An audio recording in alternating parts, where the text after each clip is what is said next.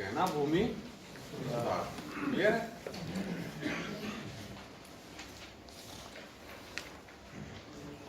ये एग्रीकल्चर का हम लोग का फर्स्ट टॉपिक है। जैसे मैंने कहा ना, अब हम लोग systematic agriculture, industry, physical policy, monetary policy, जिस हिसाब से मैंने बताया वो चीजें सिस्टमैटिक चला जाएगा। तो लैंड रिफॉर्म, इसके बाद ग्रीन रेवोल्यूशन, फिर हम लोग उसमें देखेंगे कि एग्रीकल्चर प्राइस पॉलिसी, क्या क्या रिफॉर्म्स किए जा सकते हैं, क्या क्या रिफॉर्म्स हो रहे हैं गवर्नमेंट की स्कीम, उस स्कीम का क्या क्या इम्पैक्ट पड़ रहा है, ये सब हम लोग टॉपिक देखेंगे। तो लैंड रिफॉर्म्स, भूमि सुधार।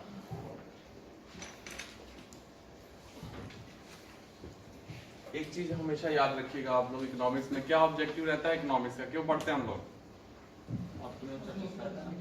हाँ? हाँ? ऑप्टिमम सेटिस्फैक्शन अल्टीमेट एम है, इंडिविजुअलिस्टिक लेवल पे जाके, है ना। सेटिस्फैक्शन कम होगा इकोनॉमिक्स में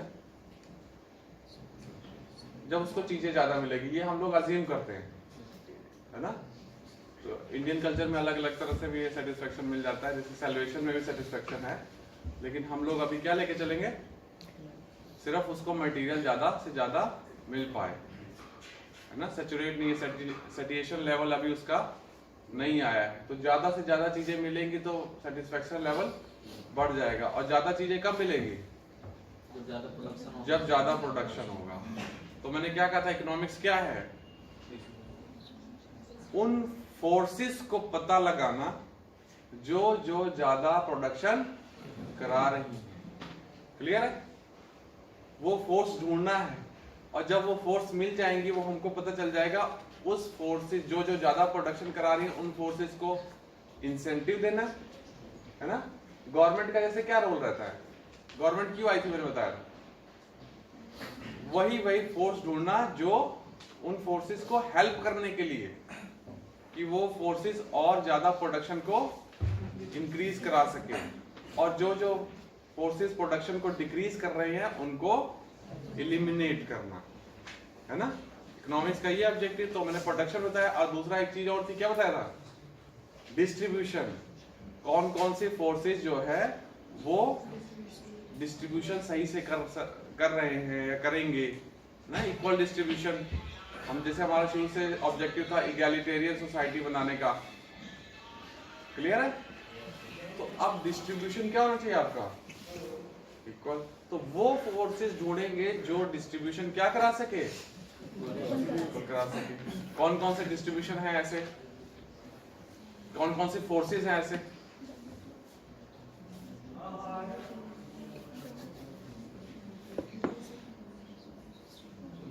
जैसे एजुकेशन हो गया ना, क्या करेगा एजुकेशन? क्या करेगा? आपकी प्रोडक्टिविटी इंक्रीज करेगा। जब प्रोडक्टिविटी इंक्रीज करेगा तो अपने आप डिस्ट्रीब्यूशन क्या हो जाएगा, इक्वल होने लगेंगे। क्लियर है? अगर हेल्थ अच्छी रहेगी तो काम कर सकेगा, तब भी उसके पास चीजें आएंगी। तो हमने प्रोडक्शन के और डिस्ट्रीब्यूशन के फोर्सेस को क्या करना है, पता लगाना है। तो अब जब प्रोडक्शन इंक्रीज कराना है हमको, तो एक फंडा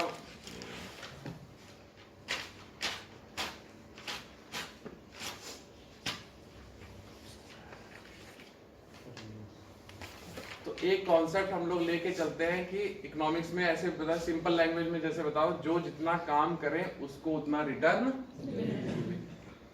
है ना। इकोनॉमिक्स में थ्योरी है, मार्जिनलिस्टिक प्रिंसिपल है, तो उसको हम बाद में देखेंगे कि जो जितना काम कर रहा है उसके। इसमें थे ओलिवियर हार्ट एंड एक थे हॉल्मस्ट्रॉम। ठीक है?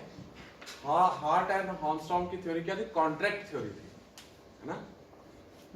सोशल कॉन्ट्रैक्ट थ्योरी भी आपने सुनी होगी, लेकिन यहाँ पे इकोनॉमिक्स में कॉन्ट्रैक्ट थ्योरी, इनका क्या कहना था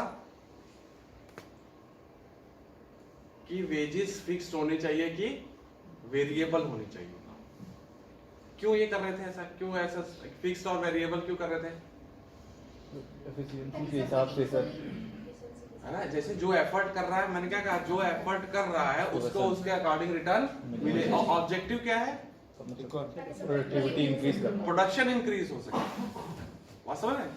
अब जैसे मान लीजिए किसी जॉब का ऐसा नेचर है कि वो रूटीन वर्क है, क्लियर, उसमें कोई रिस्क इन्वॉल्व नहीं है, तो हम फिक्स्ड उसमें रखना सही रहेगा कि वेरिएबल रखना सही रहेगा? जॉब सैलरी फिक्स, और जहां अनसर्टेनिटी है ना, क्योंकि अनसर्टेनिटी है, मान लीजिए किसी अच्छा शेयर मार्केट में मान लीजिए अनसर्टेनिटी है, कोई बंदा काम कर रहा है वहां पे, और जैसे उसका खुद का रोल नहीं है अनसर्टेनिटी में, तब फिक्स होगा। मान लीजिए मार्केट क्रैश हो गया, उसने बहुत एफर्ट की और रिटर्न 0 आ गया, और आपने अनसर्टेनिटी के हिसाब से उसको रिटर्न देने लगे, तो क्या हो जाएगा? नुकसान हो जाएगा ना, एफर्ट तो बंदे ने दी। बस है, तो बहुत से परम्यूटेशन कॉम्बिनेशन बनते हैं कि कैसे होनी चाहिए। एफर्ट डाला, मार्केट खत्म हो गया, कोई दिक्कत नहीं, उसको रिटर्न मिलना चाहिए। अब जैसे मान लीजिए कहीं नेचर ऐसा है, जैसे हम लोग का प्राइमरी स्कूल है, नेचर थोड़ा सा एक फिक्स है ना, उसमें भी वेरिएबल हो सकता है, क्वालिटी टीचर अलग अलग तरह से स्टूडेंट को दे सकता है, ठीक है, वेरिएबिलिटी है उसके अंदर। लेकिन मान लीजिए एक बेसिक लेवल पे वो फिक्स है, तो उसमें उसको पता है कि कितनी चीजें उसको देनी है, तो वहां पे क्या हो सकता है, इंसेंटिव के हिसाब से क्या है चीजें, अगर वेरिएबल वो ज्यादा प्रोडक्टिव करा रहा है बच्चों को, वो देख रहा है बच्चों में रिटर्न जो है, बच्चे ज्यादा उनकी जो पढ़ने की क्षमता है वो इंक्रीज हो रही है, तो उसके हिसाब से उसको इंसेंटिव दे सकते हैं। तो बहुत सारी चीजें जो बनती है, लेकिन अल्टीमेट जो आपका एम होगा वो क्या होगा? प्रोडक्टिविटी को इंक्रीज करना। तो इसी तरह से हम जब लैंड रिफॉर्म पढ़ेंगे, तो at the back of mind हमारा क्या ऑब्जेक्टिव रहेगा कि देखेंगे कौन कौन सी चीजें जो प्रोडक्शन करा रही थी, है ना, जो कौन कौन सी चीजें प्रोडक्शन करा रही थी, और उस फोर्सेस को हम लोग इंसेंटिव देंगे। क्लियर है? ये क्लियर है ना चीजें एकदम? ठीक है। तो मैंने शुरू से ही लेके चला था कि इकोनॉमिक्स क्या है, जब मैं काउंसलिंग चल रही थी तब भी मैं पूछता था कि इकोनॉमिक्स क्या है ना, तो उस डायरेक्शन में आपको सोचना है, फिर धीरे धीरे आपको चीजें पता लगने लगेगी कि हाँ विजन जो है आपका क्लियर होने लगेगा। तो वही बेस लेके मैं चल रहा हूँ। तो देखिए, जब प्रोडक्शन हम लोग कराते हैं, तो कौन कौन से फोर्सेस है उसमें, कौन कौन से लोग काम कर रहे हैं, पहले देखिए कौन काम कर रहा है, फिर उसको उसका रिटर्न मिलना चाहिए, है ना। कौन काम कर रहा है? फार्मर हो गया, ठीक है। और कौन काम कर रहा है?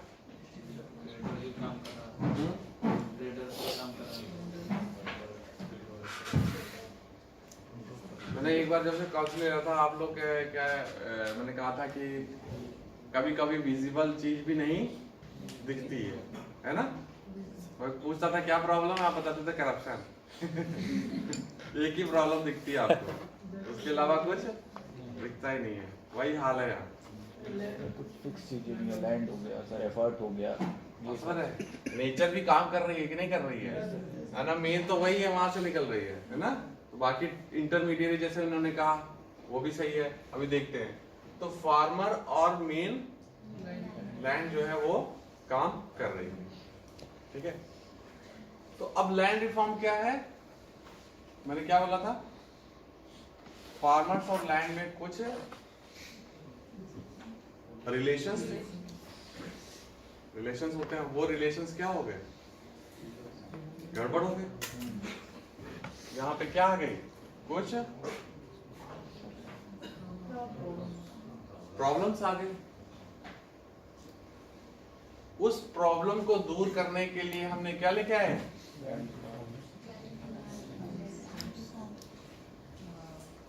तो पूछेगा लैंड रिफॉर्म क्या है ना। तो जो लैंड और फार्मर्स के बीच में रिलेशंस थे, उन रिलेशंस में कुछ प्रॉब्लम आ गई।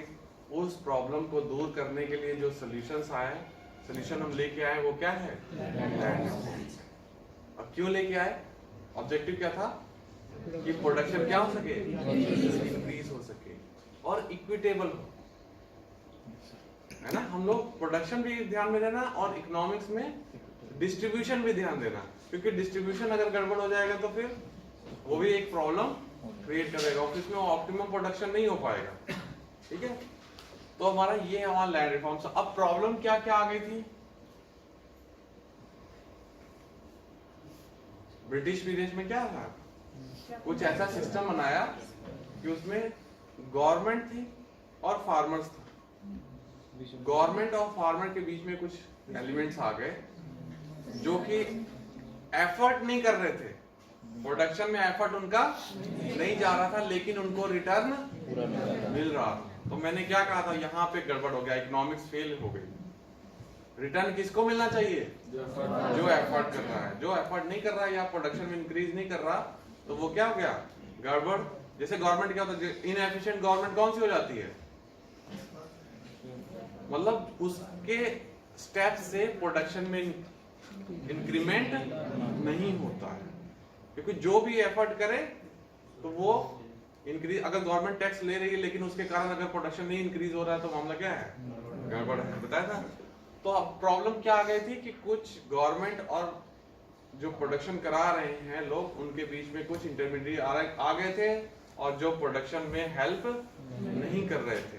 तो क्या हुआ था, जैसे हम लोग थोड़ा सा हिस्ट्री में जाते हैं, जैसे हम लोग क्या सिस्टम क्या क्या हो गया था, जैसे बहुत ज्यादा मेरा हिस्ट्री स्ट्रॉन्ग नहीं है लेकिन आपको बताता हूँ। तो पहले क्या था, जैसे वॉरेन हेस्टिंग के टाइम, जैसे ब्रिटिश पीरियड की मैं बात करता हूँ, है ना।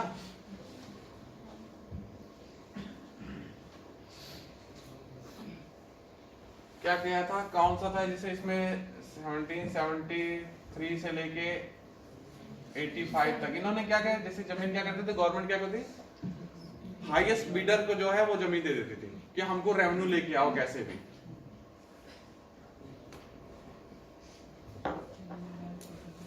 बोली लगवा देती थी कि इतना जमीन किसको लेना है ना, और रेवेन्यू हमको दे। ठीक है, लेकिन ये प्लान सक्सेसफुल नहीं हो पाया, रेवेन्यू इतना इंक्रीज गवर्नमेंट का नहीं हो पाया। फिर क्या हुआ था, उसके बाद कौन आया? Lord Cornwallis. Very good.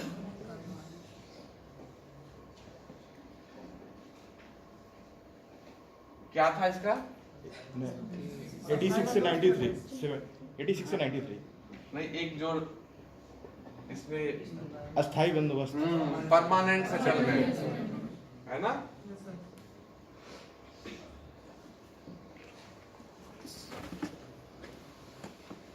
अब अनसर्टेन इंटरमीडिएरी के लिए अनसर्टेनिटी एलिमेंट क्या हो गया? खत्म हो गया। तो वो उसको पता लग गया ये जमीन अपनी है, अब यहां से हम रिटर्न गवर्नमेंट को देंगे। समझ रहे हैं? तो यहां पे जमींदारी सिस्टम क्या हो गई? खत्म। स्टार्ट हो गया। खत्म तो अभी करेंगे हम। यहाँ से स्टार्ट हो गई कि अब वो बंदा वहां से गवर्नमेंट को रेवेन्यू निकाल के देगा। फिर एक सिस्टम हमारा जहाँ पे मद्रास वगैरह में स्टार्ट हुआ था, क्या? रैयत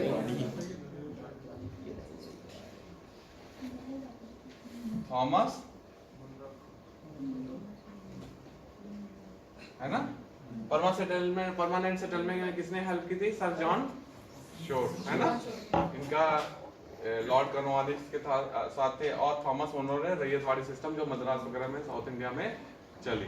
तो ये डिफरेंट स्ट्रक्चर बनाए थे, और मेन ऑब्जेक्टिव गवर्नमेंट का क्या था? जितना ज्यादा से ज्यादा रेवेन्यू आ सके। एक ऑब्जेक्टिव उनका ये ऑब्जेक्टिव नहीं था कि जो काम कर रहे हैं उसको चीजें उनको इससे मतलब नहीं था।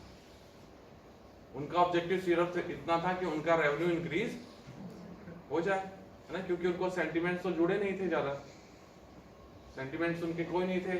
अब जैसे हम लोग इंडिपेंडेंस के बाद जो प्रॉब्लम को सॉल्व करने लगे, तो हम लोग उस कॉन्सेप्ट में आए कि जो काम कर रहा है उसको चीजें मिले। तो जो स्टेप्स लिए गए, उन स्टेप्स के कारण जो काम कर रहे थे लोग, उनको इंसेंटिव मिलना बंद हो गया। अब देखिए, अब जैसे मान लीजिए ऊपर गवर्नमेंट है, ठीक है, और यहाँ पे नीचे फार्मर, और यहाँ पे उसने क्या कर दिया, एक इंटरमीडियरी बिचौलिया आ गया। अब गवर्नमेंट डायरेक्ट इससे कांटेक्ट नहीं कर रही है, गवर्नमेंट क्या कह रही है, इससे कह रही है कि हमको रेवेन्यू लाओ, नीचे सूखा पड़ रहा है, बाढ़ आ रही है, उससे मतलब नहीं है। अब इन्होंने खींचना चालू कर दिया, इनको रेवेन्यू से मतलब है, इससे मतलब नहीं है। तो धीरे धीरे क्या हुआ, उस समय तो इंडिपेंडेंस के टाइम ही हमारा सिर्फ 11% जो इरिगेटेड एग्रीकल्चर एरिया था वो क्या था, इरिगेटेड था, सिंचाई 11%, और पहले तो बात ही छोड़ दीजिए, है ना। तो अनसर्टेनिटी एलिमेंट क्या है था, बहुत ज्यादा था, है ना, कि प्रोडक्शन कब होगा नहीं होगा। तो अब जो है काम ये कर रहा है और चीजें किसको मिल रही है, और ये भी अपना स्टेटस भाई वो स्टेटस मेंटेन करने के लिए जिससे लोग डरे और हमको चीजें ज्यादा से ज्यादा माहौल भी बनाना है ना, जिससे लोग जो विद्रोह ना कर पाए, विद्रोह हुए काफी हुए, है ना। तो इन्होंने भी